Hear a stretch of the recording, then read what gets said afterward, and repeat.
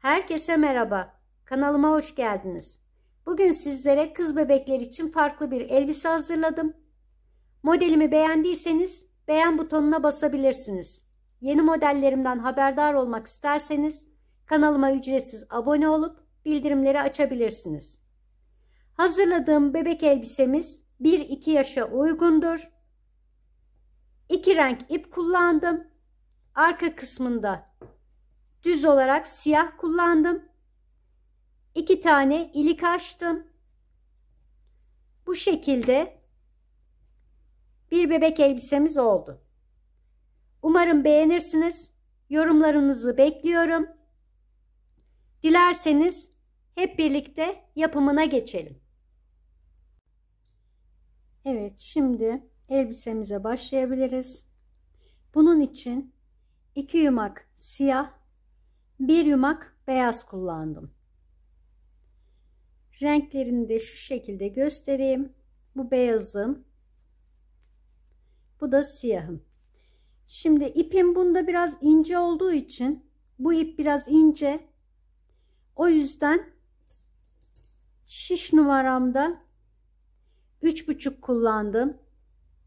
Şöyle sanırım görünüyor. 3,5 numarada şiş kullandım. İpim ince olduğu için örgümüz biraz ufak durdu.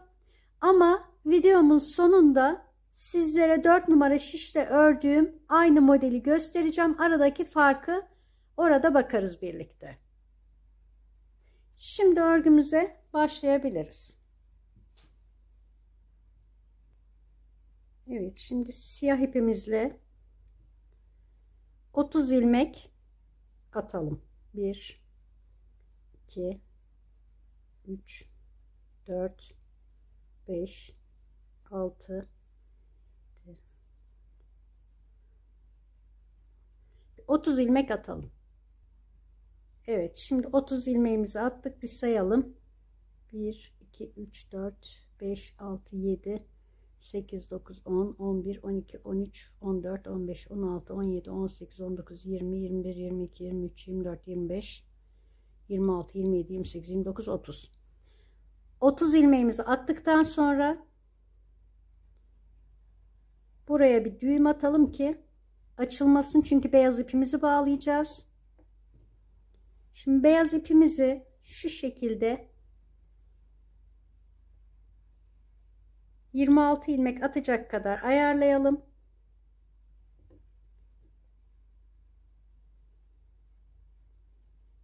Buradan son ilmeğimizi takıp şişimizi bu şekilde takalım. Şimdi burada tekrar 26 ilmeğimizi yapalım. Böyle 26 tane ilmek atalım. Evet, şimdi 2 4 6 8 10 12 14 16 18 20 22 24 26 tane beyazımızdan yaptık. 30 tane siyah ilmek attık. 26 tane beyaz ilmek attık. Şimdi siyahımıza geçeceğiz. Tekrar buna yine bir düğüm atalım.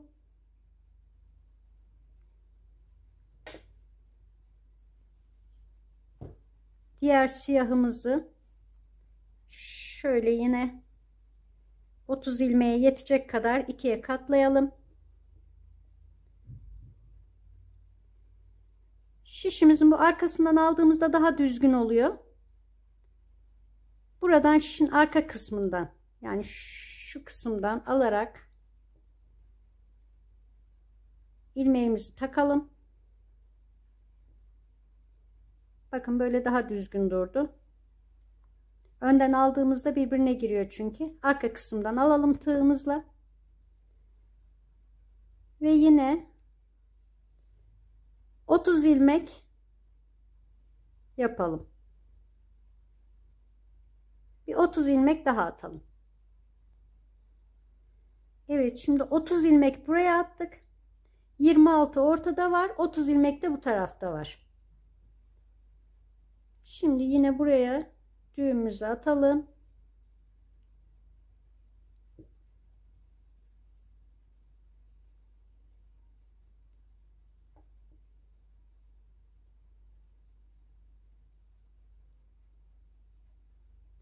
Ters örgüyle başlıyoruz.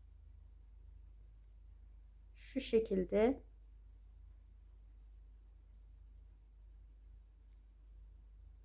Ters örgümüzle devam edelim.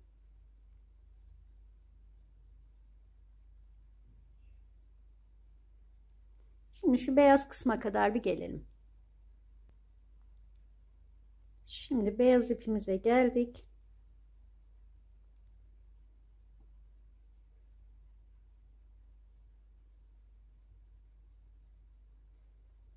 Yine bu siyahı da ters alıyoruz. Şimdi ipimizi bu dışta kalıp bunu, yani beyazı alt kısmından alıyoruz. Şöyle göstereyim. Şimdi siyahımız burada kalıyor. Beyaz ipi alt kısmından alıyoruz.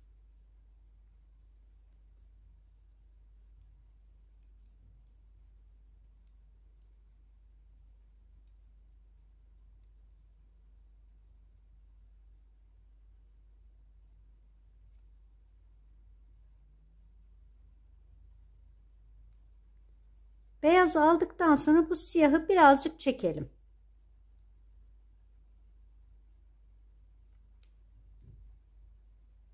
Daha sonra siyah ipimize kadar aynı şekilde ters olarak örelim.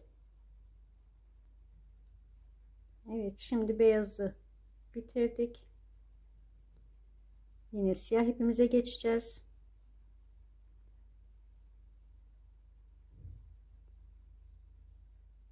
Son beyazımızı da örüp şimdi aynı demin yaptığımız gibi ipimizi bu şekilde bırakıp siyah ipimizi alt kısmından şu şekilde bu şekilde alıyoruz ve siyahımızı örmeye devam ediyoruz.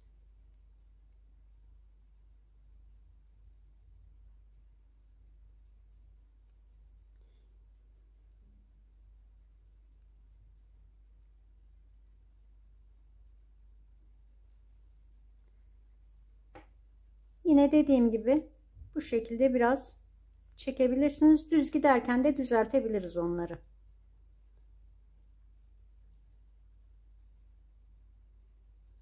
Siyahımızı da başa kadar gelelim. Şimdi birinci sıramızı tersten geldik. Şimdi ikinci sıramıza geçiyoruz. İkinci sıramızı düz olarak öreceğiz.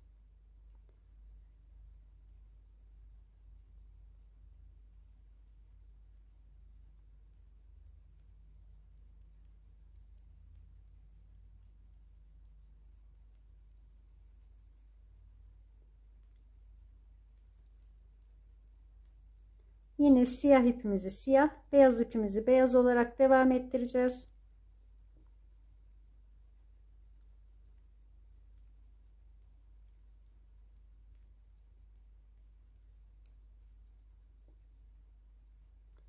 Yalnız iplerimiz örerken bayağı bir karışıyor. Onları arada düzelterek yaparsanız sizin için daha kolay olur. Şimdi son siyahımı ördükten sonra bakın yine bu burada duracak. Beyaz ipimizi alt kısımdan alıyoruz. Yani şöyle ördüğümüzde bu alt kısımda kalacak. Şöyle göstereyim. İki ipi yan yana tuttuğumuzda siyah alttan kalıp beyazı bu alt kısımdan çekiyoruz. Şöyle.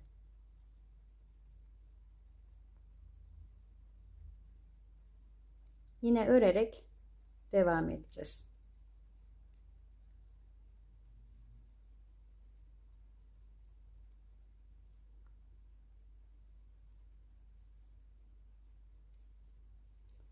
Başta da söylediğim gibi ipim bayağı ince bir ip ve ip ütü istemiyor. Gayet güzel. Başlangıcı her şeyi çok güzel. Ütüye de gerek duymuyorum. Ama ip ince biraz. Ve ufak duruyor. Ördüğümüz örgülerimiz biraz daha ufak olacak.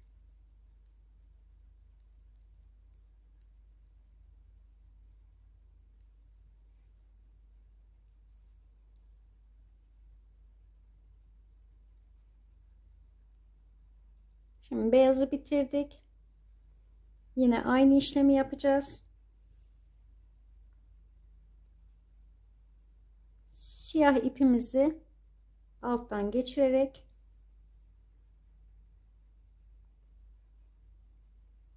devam edeceğiz.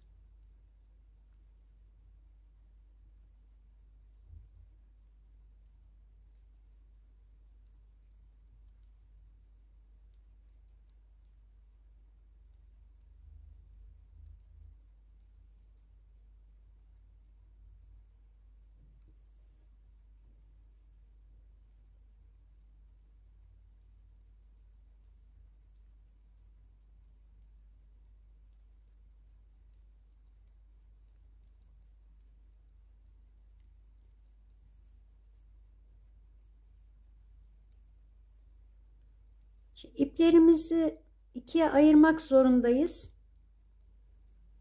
Yani tek yumakla devam ettiremiyoruz.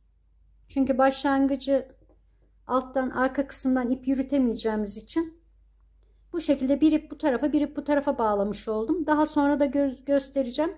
Bu sefer de beyazı ikiye ayırıp beyazları devam ettireceğiz. Bu şekilde şöyle beyazdan göstereyim.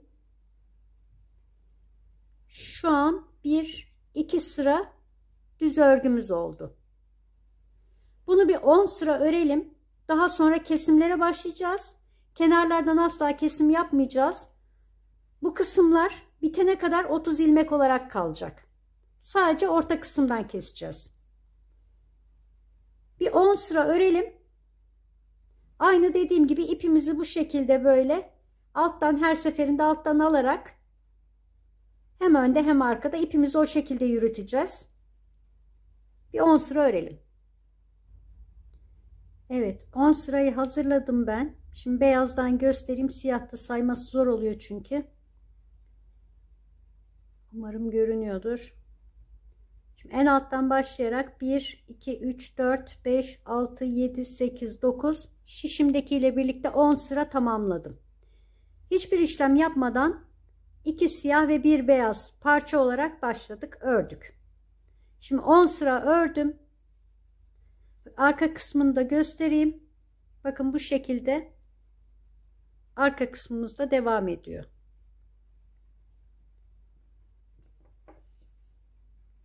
Şimdi beyaz sıraya kadar, yani beyaz ipimize kadar gelelim. Yine siyahta hiçbir işlem yapmadan düz olarak devam edeceğiz.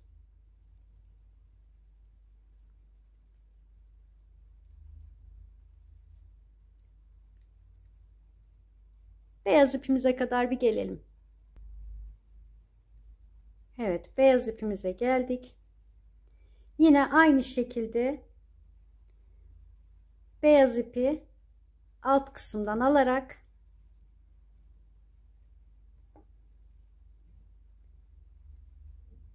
yine bir tane örelim. İkinci ve üçüncüyü diğer şişimizi alıp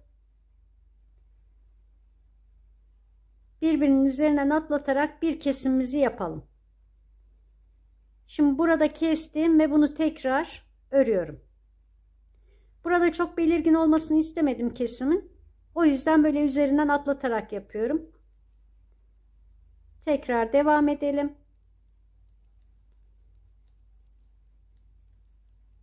Beyaz ipimizin son 3 ilmeğine kadar gelelim.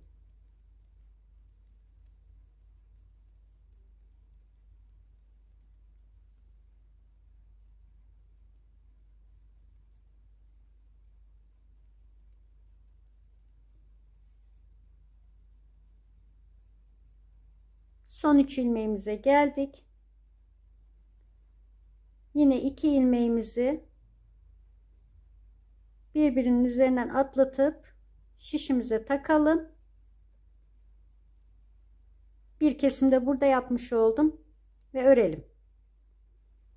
Son beyaz ilmeğimizi de örüp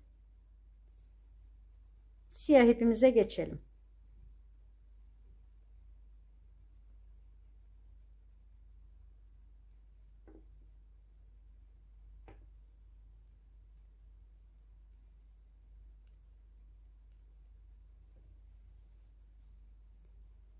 Şimdi burada 2 tane kesim yaptık. Bir burada kesimimiz var. Bir tane de burada. 10 sıra ördük. Bir sağdan bir soldan birer tane kesim yaptık. Yine aynı şekilde bir 10 sıra daha öreceğiz. Yani buradan da sayıp bir iğne takabilirsiniz. Her 10 sırada bir arttıracağız. Yani bazen 9'a geliyor ama biz 10 sırada sayarak gidelim. İğnemizi takalım. Şimdi 10 sıra daha örelim. Daha sonra diğer kesimimize geçelim. Bu beyaz kısımda kesimleri bitirince iplerimizi tekrar değiştireceğiz. Bir 10 sıra daha örelim. Ben yine 10 sırayı tamamladım.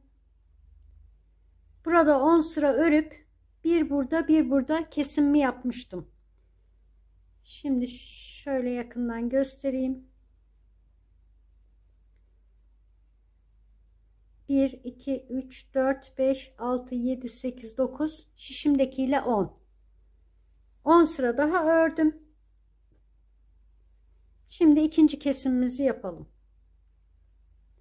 Yine siyahta hiçbir işlem yapmıyoruz.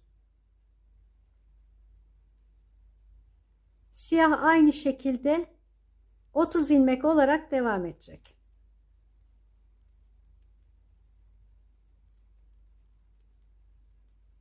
Kol kesimine kadar kenardan hiçbir kesim yapmıyoruz siyah kısımda.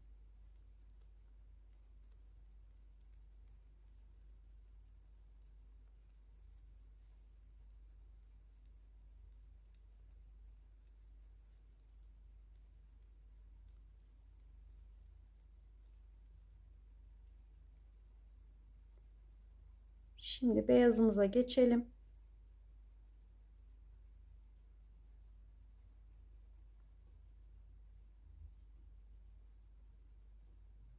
Şöyle yine alta aldım ben siyahı.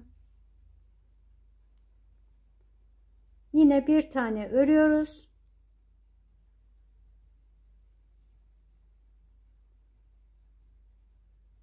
Bu 2 ilmeğimizi birbirinin üzerinden atlatıp şişimize alıyoruz. Ve ikinci kesimimizi yaptık. Şimdi beyazın son 3 ilmeğe kadar gidelim.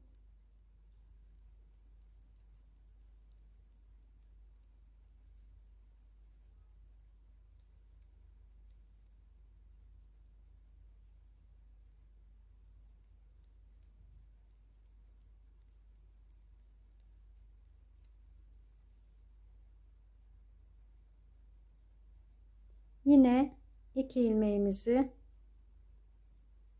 birbirinin üzerinden atlatarak şişimizi alıyoruz ve örüyoruz. İkinci kesimimizi de tamamladık.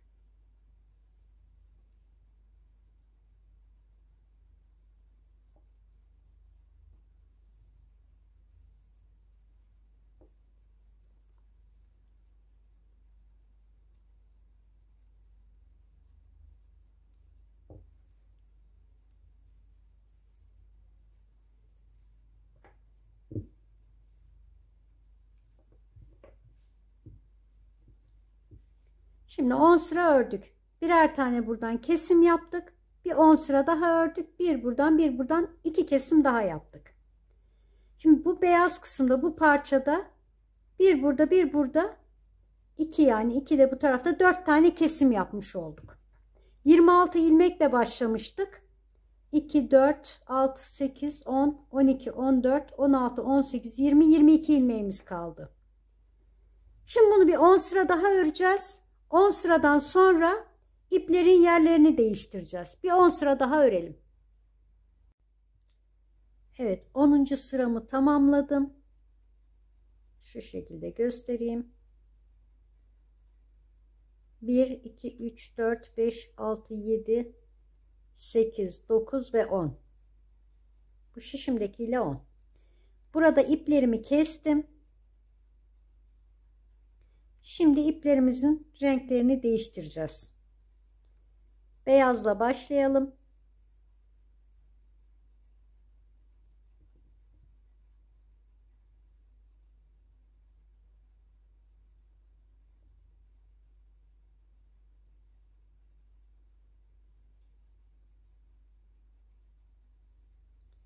Yine düz örgü olarak devam edeceğiz. Şurada düğümümüzü atalım.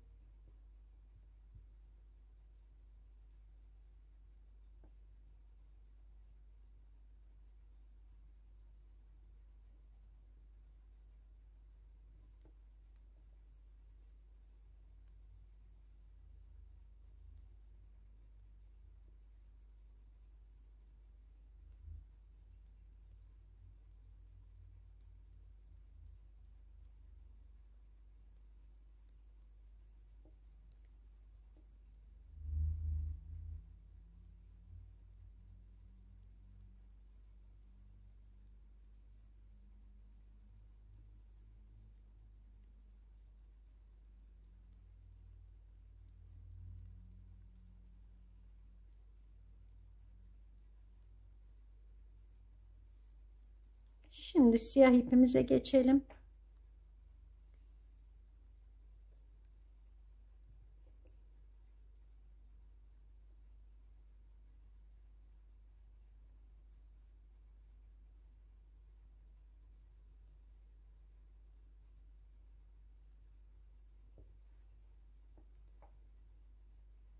Burada kestiğim iple yeni bağladığım ipimi açılmasın diye bir sefer şöyle bağlıyorum. Ters tarafta ikinci düğümü atacağız ki şu kısımda açıklık olmasın diye. Burada düğümü 2 defa attığımızda tersten gelirken açıklık oluyor. O yüzden bir sefer böyle bağladım. Dönüşte ikinci düğümümüzü atacağız.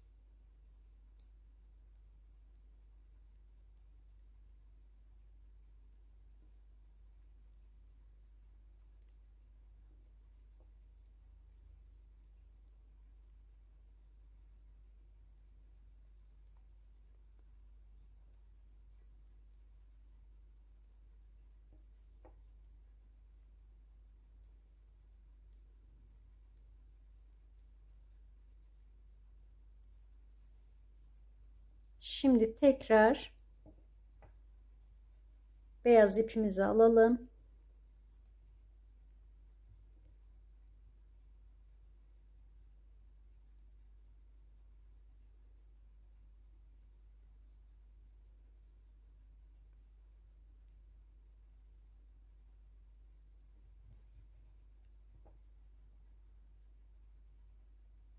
Yine kestiğimiz iplerin uç kısımlarını bir defa şöyle bağlıyorum.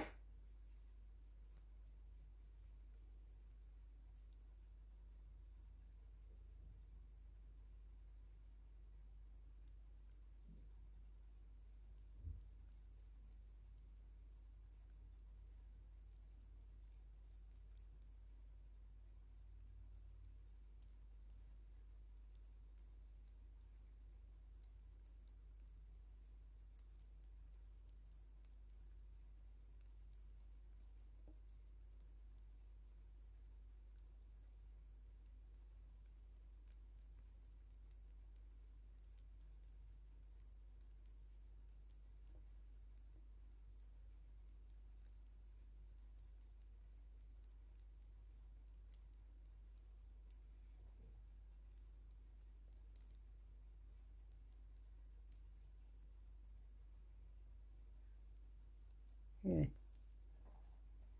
Şimdi siyah ipimizi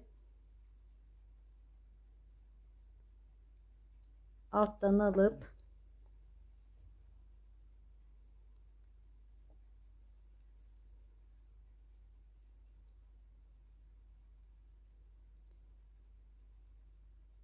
iki diş örelim, 2-3 diş örelim.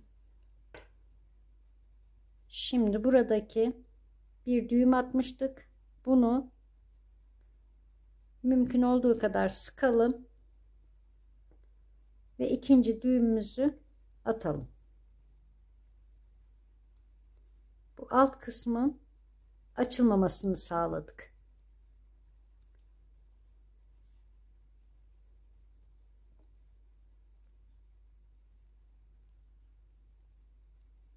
Şimdi aynı işlemi diğer tarafta da yapalım.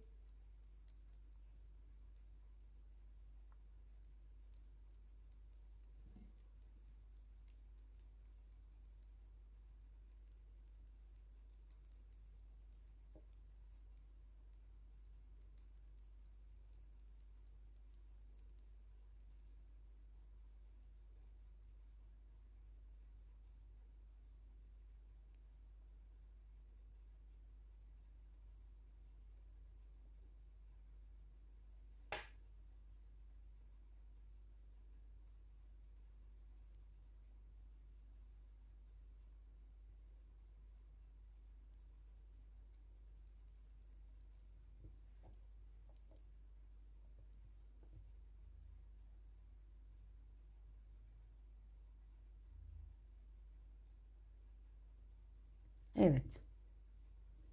İlmeklerimizi iyice sabitledik.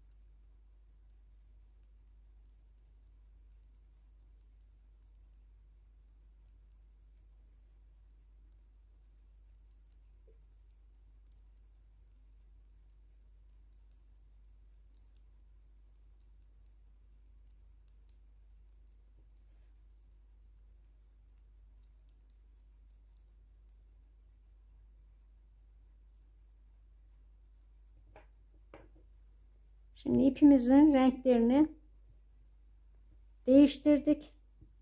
Burada beyaz, siyah ve beyaz olarak rengimizi değiştirdik. Şimdi burada daha önce 10 sıra gitmiştik. Bunda 5 sıra. 5 sıra öreceğiz. Daha sonra burada kesimimizi yapacağız. Bir 5 sıra bir örelim. Daha sonra kesimimize geçelim. Evet, şimdi ben burada 1 2 3 şişimdekiyle 4 sıra ördüm. 5. sırada kesimimizi yapacağız. Beyaz kısmı örelim.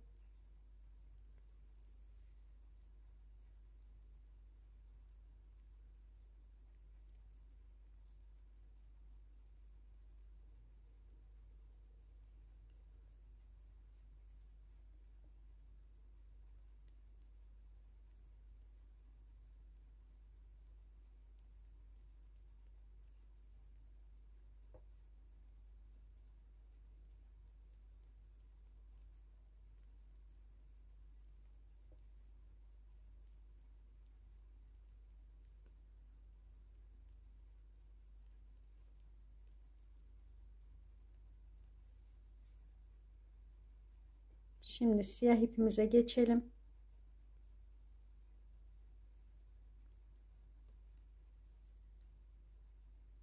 Yine daha önce yaptığımız gibi bir örüp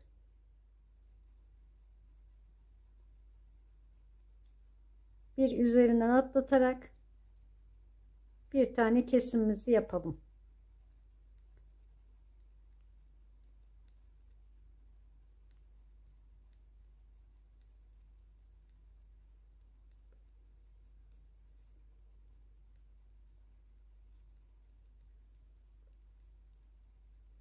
Son 3 ilmeğe geldiğimizde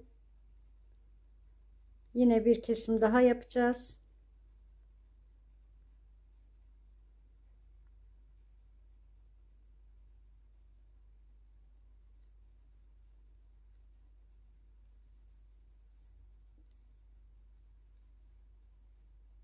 İki, 4, 6, 8, 10, 12, 14, 16, 18, 20.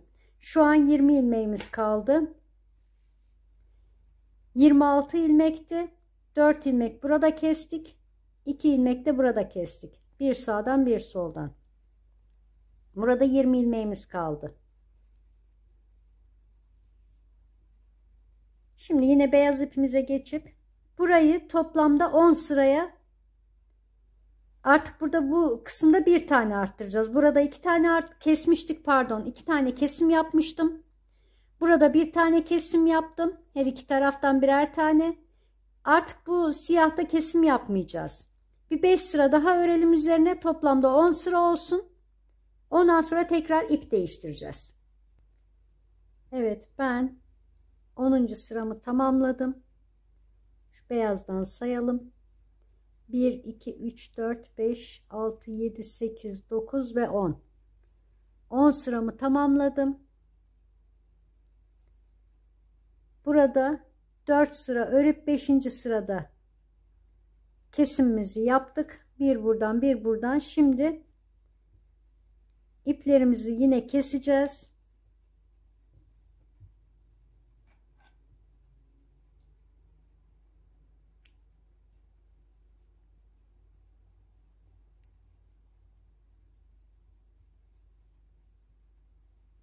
Yine iplerimizin yerlerini değiştireceğiz.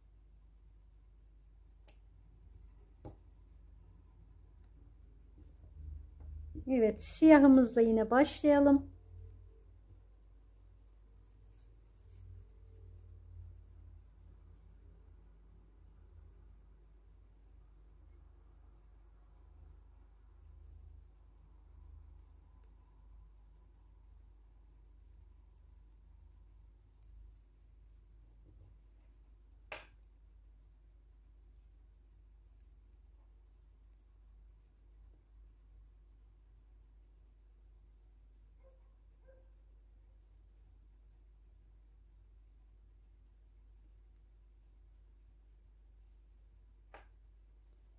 Şimdi yine kesme işi yapmayacağız. İplerimizi aynı burada taktığımız gibi yine iplerimizi aynı şekilde takıp bir düğüm atıp dönüşte tekrar ikincide sıkılayacağız ve 10 sıra. Yine burada yaptığımız işlemin aynısını yapacağız. Ama bu defa 5'te değil, yani burada yaptığımız gibi 10 sırada kesimimizi yapacağız. Bir 10 sıra gidelim. İpimizi taktıktan sonra 10 sıra sonra kesimlerimize yeniden başlayalım. Şimdi beyazımızı takalım.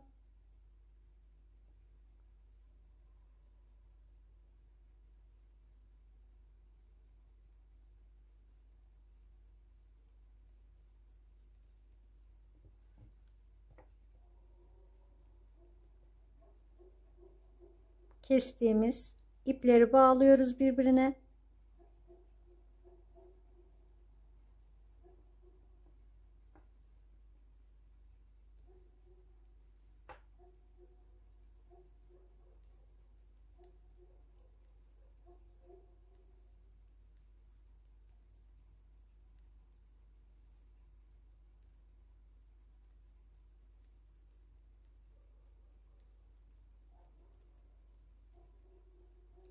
Evet, şimdi diğer siyah ipimize geçelim.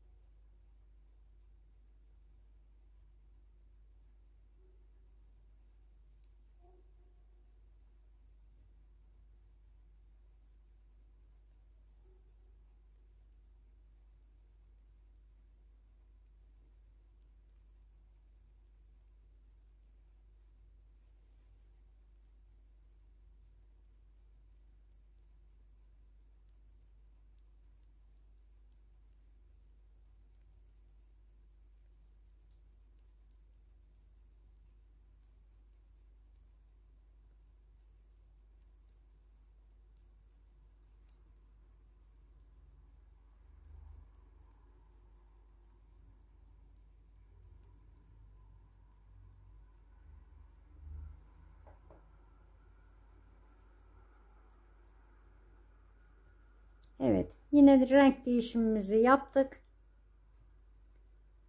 Bu şekilde 10 sıra devam edelim. Evet, ben şimdi 10 sıramı yine tamamladım. 10 sıra ördüm. Şimdi burada kesimimize başlayalım.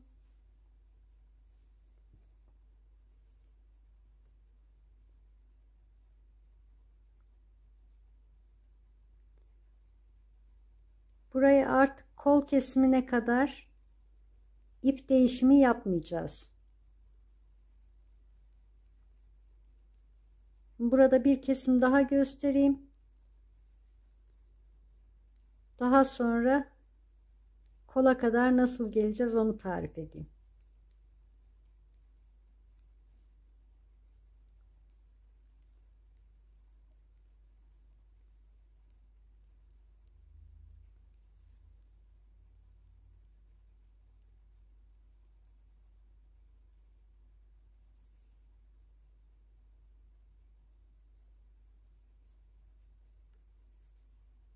Yine aynı bir tane örüp bir kesimimizi yapıyoruz.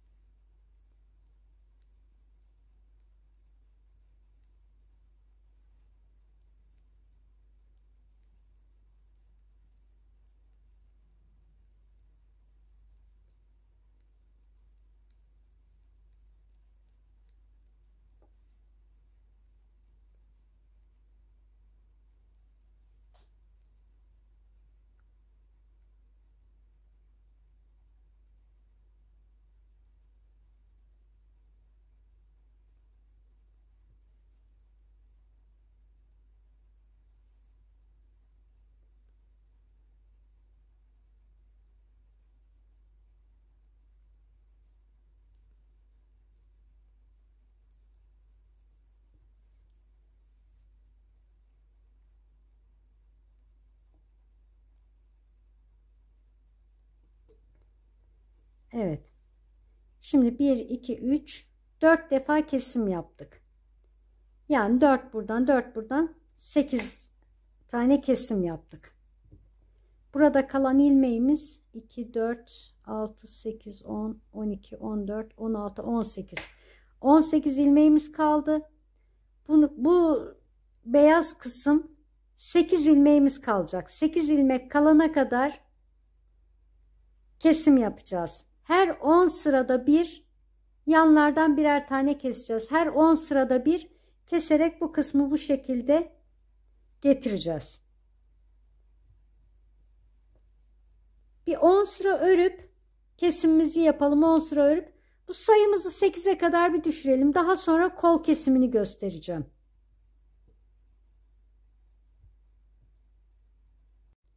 Evet arkadaşlar. Ben şimdi tamamladım. Ve üst kısmın bütün kesimlerini yaptım. Şimdi tekrar baştan bir anlatayım. Örgümüzün siyah kısımlarını 30'ar ilmekten başladık. 26 ilmek beyaz yaptık ve burayı da 30 ilmek yaptık.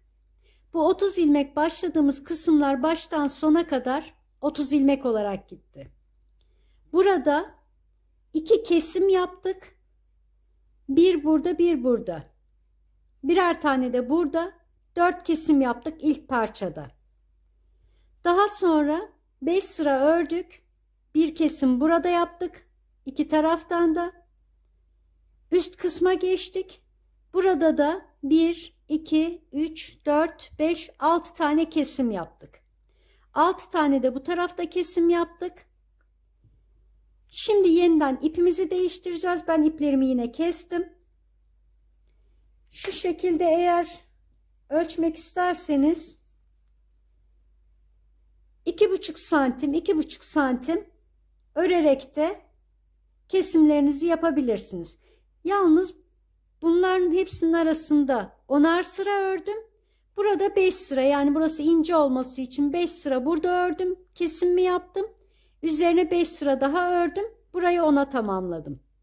Diğerlerinde hepsinde 10'ar tane örerek kenarlarda kesimlerimi yaptım. Buralar şu an 30 ilmek. Yine sayalım.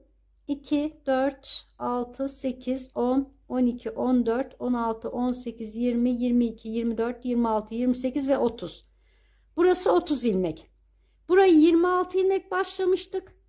Kesimlerimizle birlikte 2, 4, 6, 8. 8 ilmeğe kadar geldik. Yine burası da 30 ilmek. 2, 4, 6, 8, 10, 12, 14, 16, 18, 20, 22, 24, 26, 28 ve 30. Şimdi burada arttır, en son kestim. Kestikten sonra bir sıra geldim. Şimdi iplerimizi yeniden değiştirelim ve kol kesimine geçeceğiz. 3-4 sıra ördükten sonra. Şimdi siyah kısma beyaz ipimizi yine takıyoruz.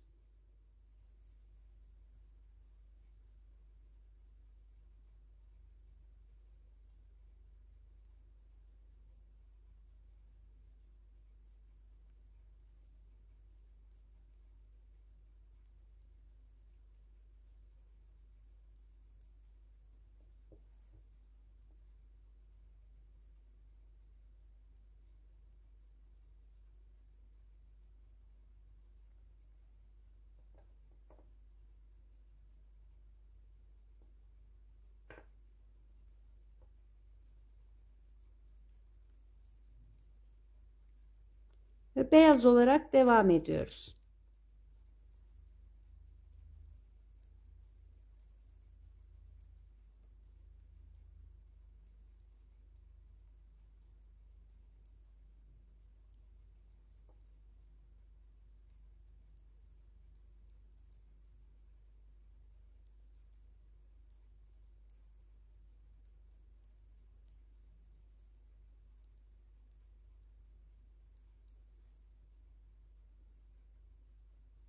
Şimdi buraya siyah ipimizi takacağız.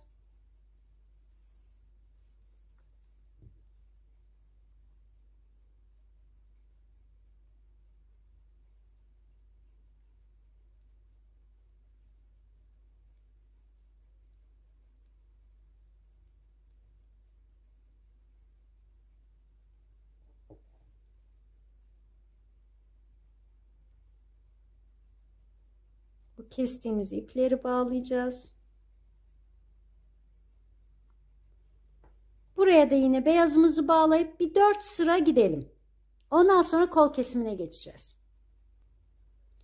Evet, şimdi ben 4 sıra iplerimizi değiştirdikten sonra ördüm. Şu şekilde göstereyim. 1, 2, 3 ve şişimdekiyle 4. 4 sıra ördüm. Şimdi kol kesimine geçebiliriz. Bu iğneleri artık ben çıkarıyorum.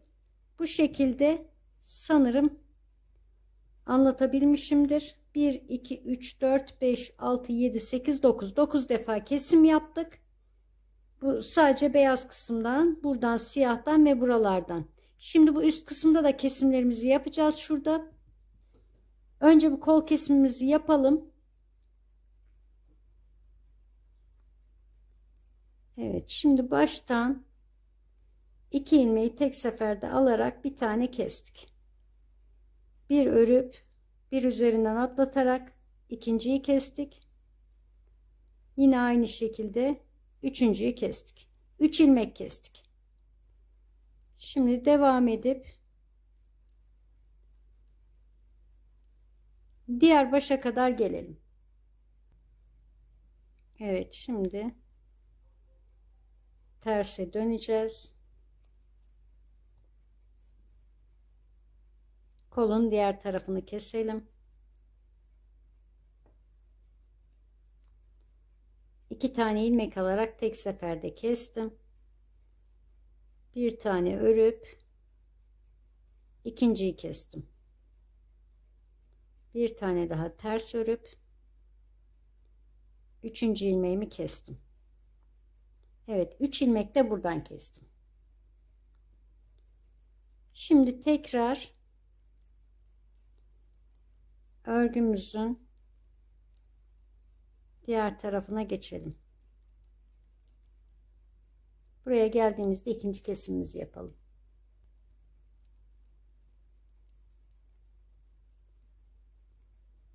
Evet, şimdi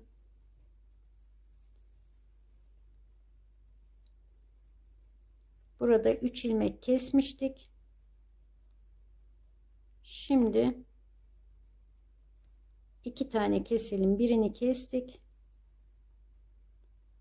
Da ikincisini de kestik.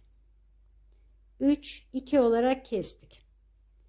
Şimdi siyah ipimize kadar gelelim. Siyah ipimizde de kesim yapacağız.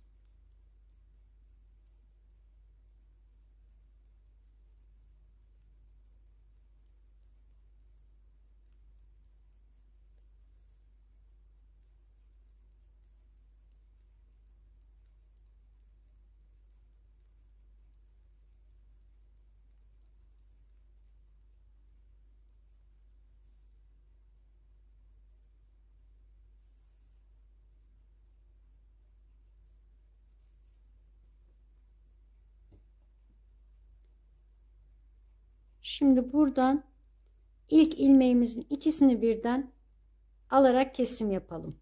Çünkü sayımız azaldığı için ilk başlangıçta keseceğim bu sefer.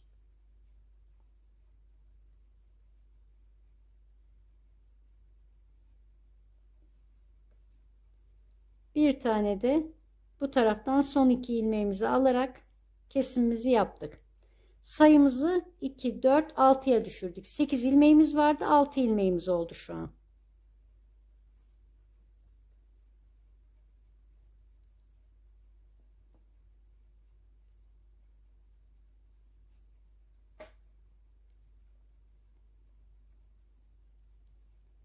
Şimdi sıranın sonuna kadar gidelim. Kolumuzun diğer iki ilmeğini de keselim.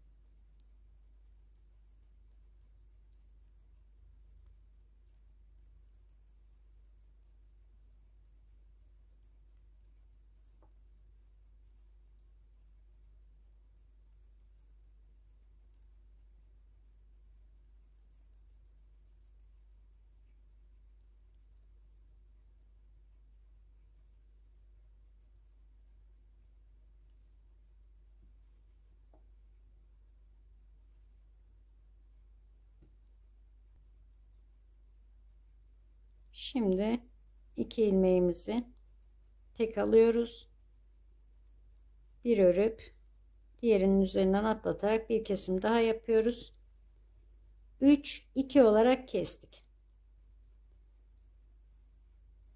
Şimdi başa kadar gelelim. Evet, şimdi 3 2 olarak kestik. Birer tane daha kesim yapacağız. Bir tane daha iki ilmeği tek alarak kesimimi yaptım. Diğer başa kadar hiçbir işlem yapmadan devam edeceğim. Diğer başa kadar gelelim. Evet, şimdi sıranın sonuna geldim. Ters dönmeden burada şu iki ilmeği tek seferde alarak son kesimimi yapıyorum burada da. Şimdi kol kesimlerini bitirdik. 3 2 1 olarak tamamladım.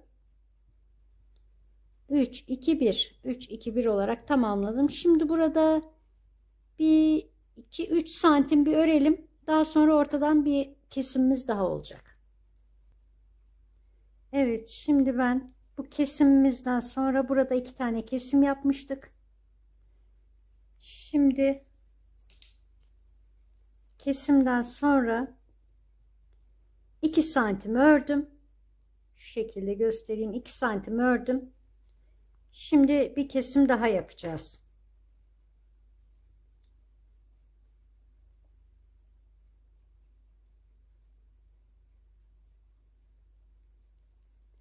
Yine siyah ipimize kadar gelelim.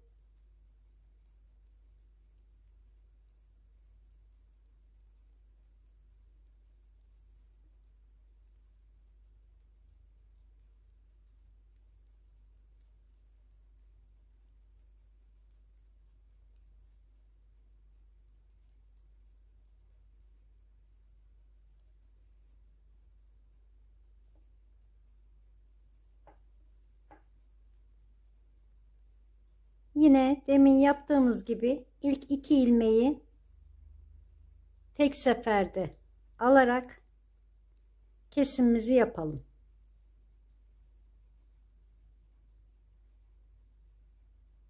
Ve bu son 2 ilmeğimizi de keserek alalım. Şu an 4 tane siyahımız kaldı. Yani 4 ilmeğimiz kaldı siyahla.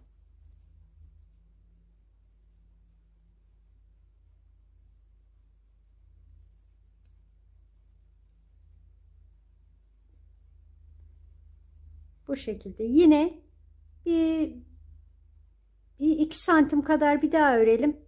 Bir kesim daha yapacağız. Evet, şimdi ben yine ördüm. Yine göstereyim. Şimdi 2 santim burada örmüştüm. 2 santim daha ördüm. Şimdi son kesimimizi yapabiliriz.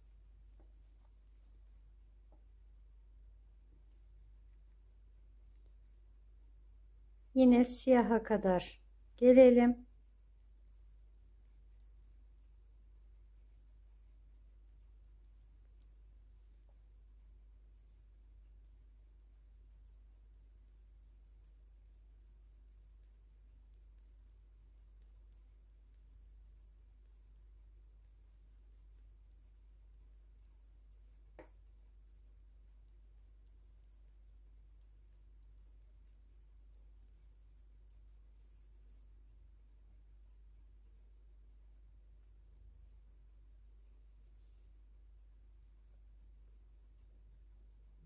Yine hemen ilk baştaki 2 ilmeğimizi tek seferde alarak kesimimizi yapıyoruz. Ve diğer kalan 2 ilmeğimizi de alarak sayımızı 2'ye düşürüyoruz.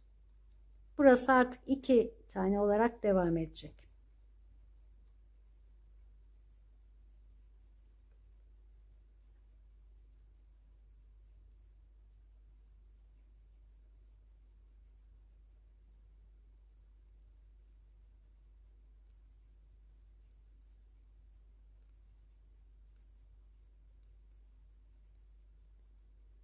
Şimdi artık burası bir 2 santim kadar da bu şekilde örelim. Daha sonra yakaya bakalım. Evet, şimdi ben yine son kesimimizden sonra 2 santim, 2,5 santim kadar ördüm.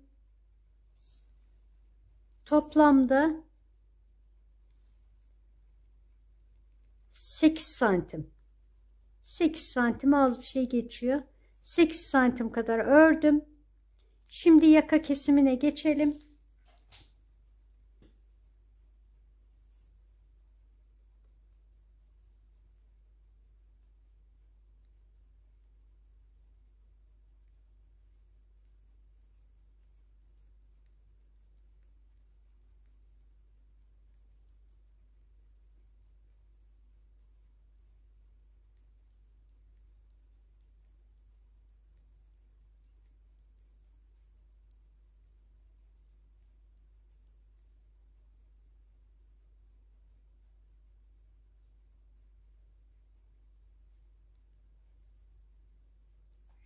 Şuradaki iplerimizi artık iptal edelim.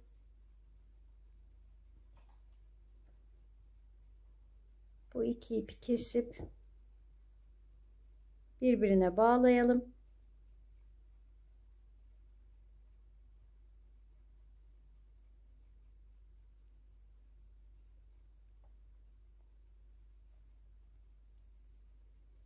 Şimdi buradan 8 tane kesim yapacağız. Tam orta kısım burası olduğu için 4 bu taraftan, 4 de bu taraftan keseceğiz. Yani 8 tane kesim yapacağız. 2 tane örüp birbirinin üzerinden atlatıyorum. Bir tane kesimimi yaptım. 2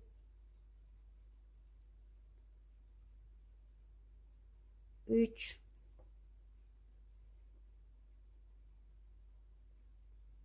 4,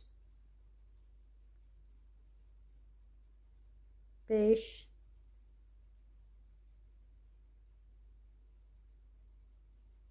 6, 7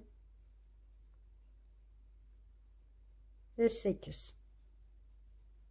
Evet, 8 tane kesimimizi yaptık. Şimdi gidip döneceğiz.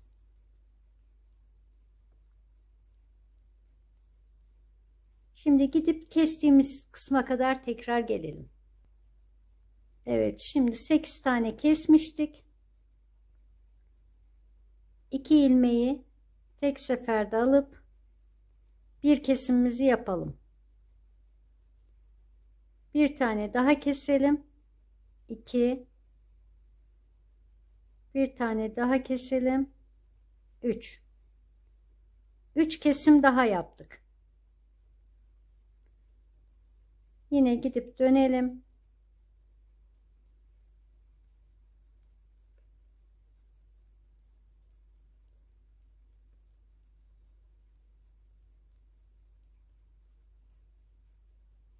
Üç, 8 tam kestik. 8, 3 kestik. Bir gidip gelelim.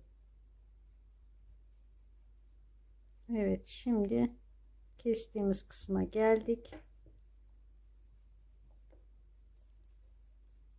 8, 3. Şimdi yine 2 ilmeğimizi tek seferde alalım. Bir kesim daha yapıyoruz. 2. Yeniden gidip dönelim.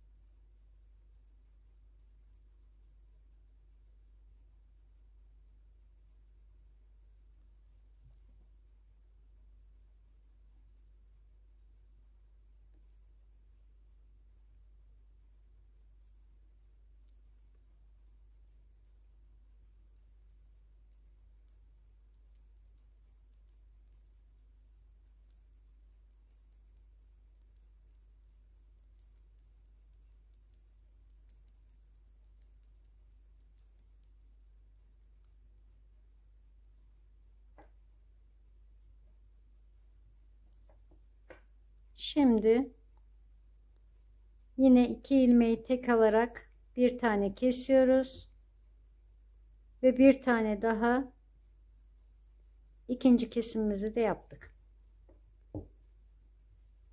Burada 8 kestik. 8, 3, 2, 2 olarak kestik. Omuzumuzda 2, 4, 6, 8, 10, 12, 14 ilmeğimiz kaldı. Şimdi 14 ilmekten sonra hiçbir işlem yapmayacağız. Bir 3 santim kadar örelim. Daha sonra kesimimizi yapacağız. Evet, ben örgümü tamamladım. Şimdi buradan tuttuğumda 2 santim ördüm. Tam yaka kesiminden hesaplarsak, yani bu yaka kesiminden hesapladığımızda 5 santim. 5 santim örmüş olacağız. Şimdi artık omuzumuzu kapatabiliriz.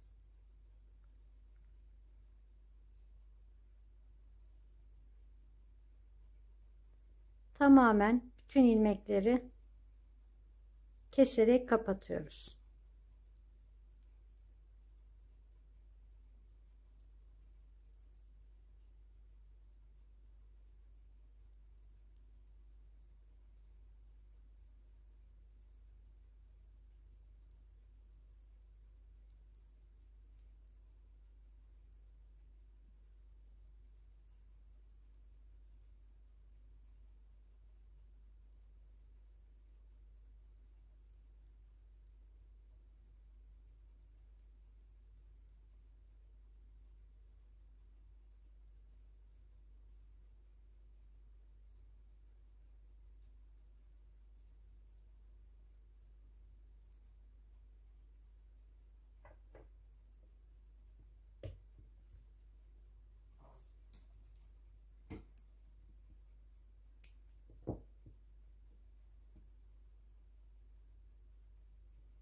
Evet. Yakamızın bu tarafı bu şekilde tamamlandı. Şimdi diğer tarafta ipimizi takalım.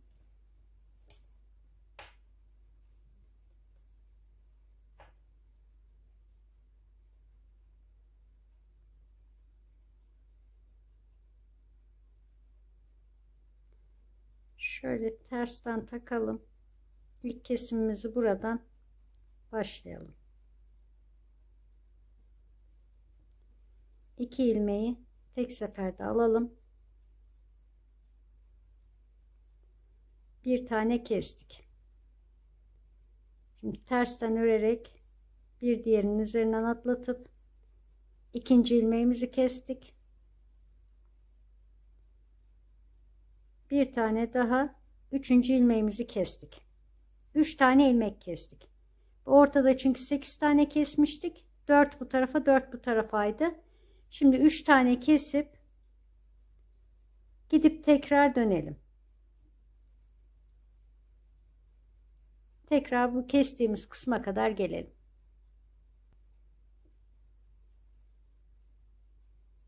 Evet, şimdi 3 tane kesmiştik.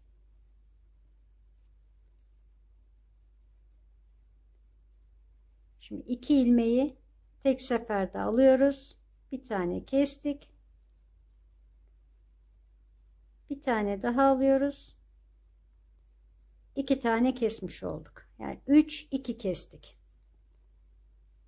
Tekrar gidip dönelim.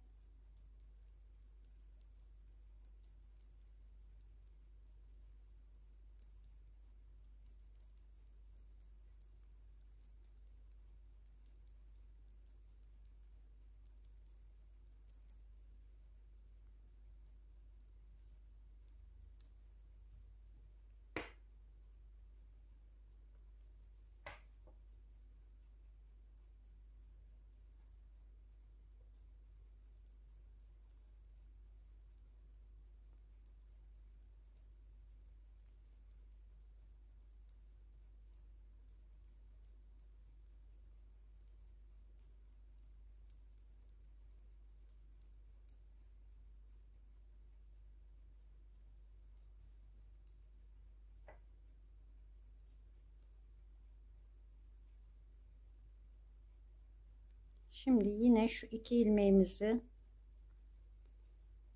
tek seferde alıp bir tane daha kesiyoruz. 2 ilmek de buradan kestik. Omuzumuzda 2 3 4 5 6 7 8 9 10 11 12 13 ve 14 ilmeğimiz kaldı yine. Bunu da demin yaptığımız gibi aynı şekilde burada yaptığımız gibi 2 santim daha öreceğiz. Bu şekilde tam ortalayıp şöyle de yapabilirsiniz. Bu kadar daha örüp ondan sonra bu omuzu da keseceğiz. Ön kısmı tamamlamış olacağız. Evet arkadaşlar, ben jilemin ön kısmını tamamladım. Hazırladım. Bu şekilde yakamızı da yaptık, bitirdik. Evet arkadaşlar, şimdi elbisemizin arka kısmını kısaca anlatacağım. Bunun etek kısmını 86 ilmekle başladım. 86. Aynı önde yaptığımız gibi 10 sıra ördüm. Kenarlardan birer kesim yaptım. 10 sıra örüp birer kesim yaptım. Bu şekilde kenarlarda 9 tane kesim yaptım. Yani şu kısımlarda 9 tane kesim yaptım. 3 tane de kolu kestikten sonra herhangi bir yerde kesimlerimi yaptım. Bunun şimdi yan etek kısmını santim olarak vereyim. Evet, şimdi kol oyuntumuzdan etek kısmına kadar 30 santim. 30 santimin içinde 9 defa kesim yaptım. Her 10 sırada bir. Buraya bir yaka patı koydum. Yani yakayı açabilmek için arka kısımda 2 tane ilik açtım. Bunu da 34 santim ördükten sonra, yani kolu keseceğiz. Burası 30 santim. 4 santim öreceğiz. 4 santimden sonra bu düğme yerlerimizi hazırlayacağız. Şimdi sizlere bununla aynı sayıda başladığım, aynı şekilde ördüğüm, bu modele başlamadan önce daha önce çıkarttığım modeli göstereceğim sizlere. Onu biraz daha böyle kalın bir iple yaptım. İkisinin arasındaki farkı göstermek istiyorum size. Aynı sayıda başladım. Fakat bunun ipi biraz kalın olduğu için daha büyük oldu.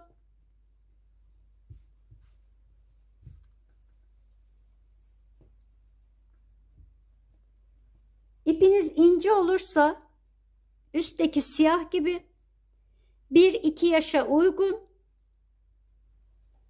ama alt kısımdaki gibi biraz daha kalın iple yaparsanız o da 3-4 yaşa uygun olur. Bakın aslında aynı sayıda başladım. Ama ipimin kalınlığından dolayı bu daha büyük oldu. Sizler de ona göre ayarlayabilirsiniz. Aynı işlemi yaptım. Bunda daha net göründüğü için bunu da göstermek istiyorum. Bakın burada kesimlerimi yaptım 9 tane. 3 tane de bu yukarıda yaptım. Kollarımı yine 3, 2, 1 olarak kestim. İlik yerinde 3 haroşa ördüm. 1 ilik açtım. 1, 2, 3, 4, 5 haroşa ördüm. İkinci iliğimi açtım. Bir haroşa yaptım. İkinci haroşemde 10 tane ilmeği tek seferde kestim. 10 ilmek kestim burada. Gidip döndüm. Tekrar 5 tane kestim. Gidip döndükten sonra 14 tane tamamen omuzumu kapattım. Arka yakayı da bu şekilde açtım. Bunu daha önce, bundan bir önceki videomda zaten bu şekilde nasıl açtığımızı göstermiştim. Aynı şekilde bakıp yapabilirsiniz. Şimdi ben sizlere bunun bir şablonunu çıkarttım. Baştan sona şu şekilde koyayım. Buradan da bakabilirsiniz. Hem ön kısmın hem arka kısmın şablonunu çıkarttım. Ön kısımda 30, 26, 30 ilmek olarak başlamıştık. Böyle biraz daha yakın gösterebilirsem buradan da rahatlıkla yapabilirsiniz. Çünkü hepsinin sayılarını, rakamlarını yazdım. Umarım yardımcı olabilmişimdir. Dilerseniz dikişimizi yapalım. Elbisemizi tamamlayalım. Dikişimizi dikmek için şimdi jilemizin arka kısmının yüzünü, yani düz tarafını içe gelecek şekilde, ön kısmı da yine düz kısmı içe, yani iki düz kısım yüz yüze gelecek.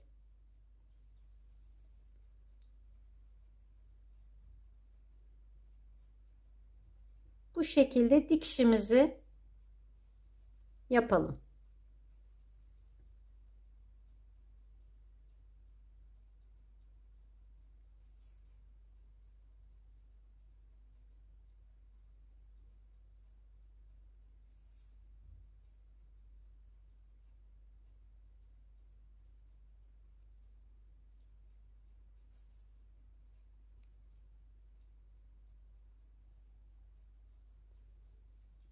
Burayı baştan sona kadar dikelim. Diğer yan kısmı dikip omuzları da birleştirelim. Daha sonra kollara ve yakasına tığlama yapacağız. Onları göstereyim. Evet arkadaşlar, şimdi tığlama kısmında siyah kısmı siyahla, beyaz kısmı beyazla tığlayacağım. Bunun için de çok basit bir şey yapacağım. Sadece kenarlarının düzgün durması için. Dilerseniz yapmayabilirsiniz.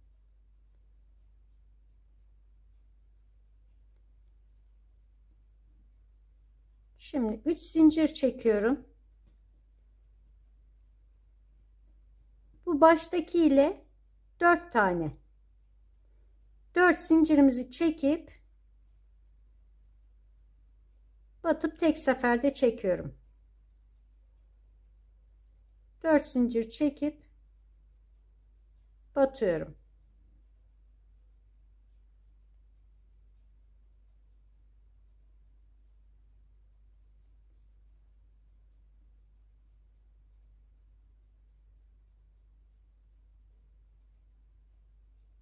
Bu şekilde sadece kenarını toparlaması için bir kenar yaptım. Şimdi şu beyaz yere kadar gelelim. Orada da ipi alalım. Beyaz ipe değiştirelim. Evet, şimdi siyahın son 4 zincirini çekip buraya battım. Yine tek seferde çekip tekrar aynı yere batıp beyaz ipimizi alalım.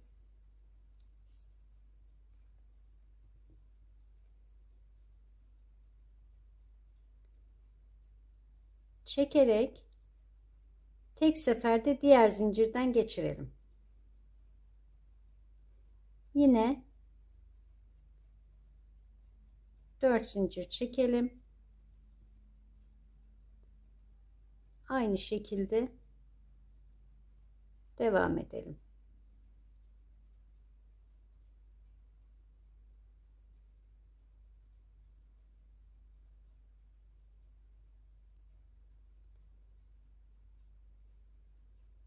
Böyle basit bir kenar yaptım.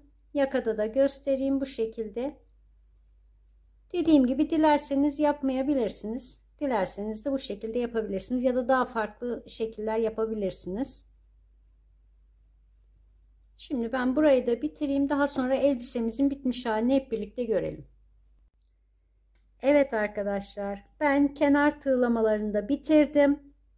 Elbisemi tamamladım. Şimdi daha önce dediğim gibi iki elbisenin arasındaki farkı size göstermek istedim. 4 numara şiş ve kalın iple ördüğüm, aslında çok da kalın değil, yani bu ipe göre biraz daha kalın olan, yani 4 numara şişe uygun olan bir iple yaptığım ama aynı sayıda başladığım elbisenin arasındaki fark bu kadar. Bu ince iple yaptığım 1-2 yaşa uygun, alttaki 4 numara şişle yaptığım 3-4 yaşa uygun. Şimdi arasındaki santim olarak size göstereyim. İnce iple olanın boyu 40 santim. 40 santim omuzdan etek boyuna kadar 40 santim. Beden kısmını ölçelim. Beden kısmı da 24 santim. Bu elbisemizi tamamladık. Arka kısımda düğmelerini de diktim.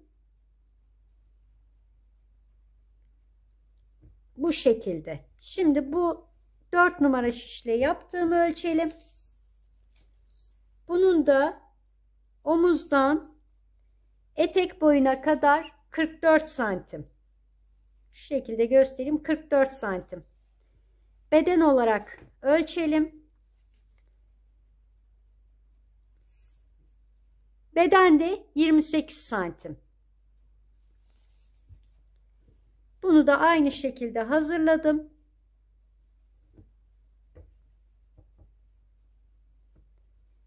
Ve elbiselerimiz tamamlandı. Ben yine sizlere şablonunu şu şekilde göstereyim. Umarım beğenmişsinizdir. Bir sonraki videomda görüşmek üzere. Hoşça kalın.